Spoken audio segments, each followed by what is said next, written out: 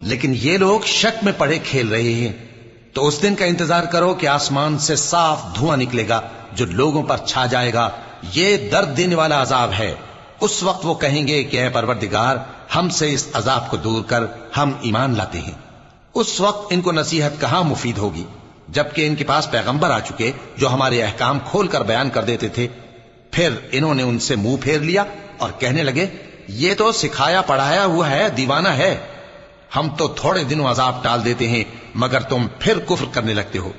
جس دن ہم بڑی سخت گرفت کریں گے تو بے شک انتقام لے کر چھوڑیں گے۔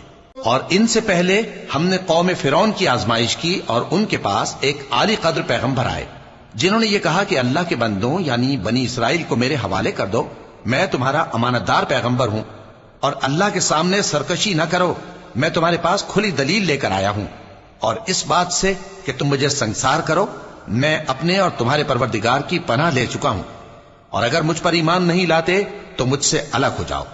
تب موسیٰ نے اپنے پروردگار سے دعا کی کہ یہ نافرمان لوگ ہیں۔